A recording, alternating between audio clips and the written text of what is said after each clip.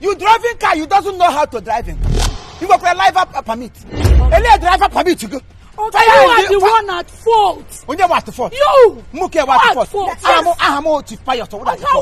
You want the fire extinguisher? Keep the motor by the fire extinguisher again. You go power. So go like when you have a motor to put out. Who na motor don't have? Get the photo. Give the motor go there. We are the one in there. Navigating left. You want? Did you not see my navigator sign? Me care on you. Mogo.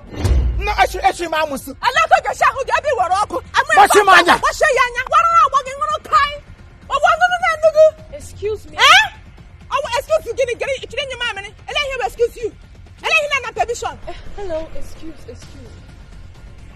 Is anyone your mate? You should leave them to settle their issues, okay? Don't dare intrude into their matter. Don't do it. After all, you're on school uniform. What is the use of the school you're going to? What kind of school is this that don't even teach manners? I can see you're mannerless. You don't even know your elder ones. Eh? Make it not take roka. But I'm a bong shop. I'm SP or Tanya German school line. What am I bong? Eh? Oh, what do you Mother brig. You look a man. Brig.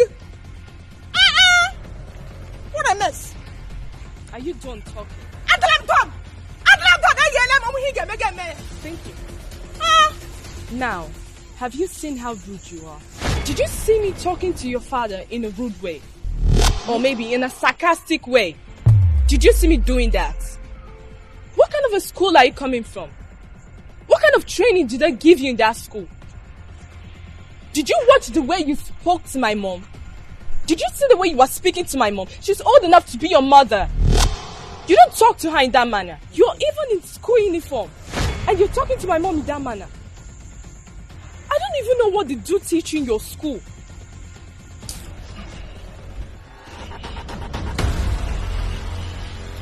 Yes, sir.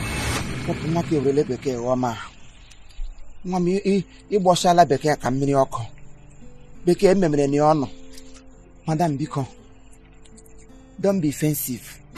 Biko, politeness au moto temi agapo ya dema choku. Mane hono wagon. School all onaga. Any school your daughters is under. They won't go la waganaga. That school age welile ha kele. Nwam go kwa go mane enwere school. Nwe school.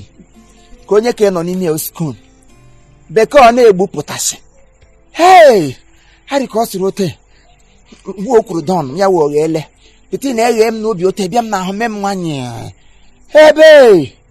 Biko, onwa gị dị ihe. Pikin ka daughter. She's my daughter. Don't be offended. Daughters, ya nwa m nwanyị. Dear, marriage, onye ụmụ anọ. Dear achịlala esi school ọgad. Si m mee role na school. Ko bido ha n'iso ihe m jiri register ya. Onye awụkwa mma ụdị ụmụaji. Ịghọtago? Nye ọ gaji ugba adult. Mana ha so ga-ebidokwa na elementary. Onye m ji tiga ha na school. So don't be offensive. Oh? God dị ka ibe wo. Arise, great honest academic steps. Arise and never set. For we shall never be behind, for we shall be the best. For we shall never be behind, for we shall be the best. Education for self-actualization. Knowledge is power in ONEP school. My alma mater. ONEP's Foundation Academy. ONEP Foundation Academy School, Owerri. Knowledge is power. ONEP's Foundation Academy School. ONEP's Foundation Academy is the best school for your child. Enroll your child today in ONEP's Foundation Academy and thank me later. One love.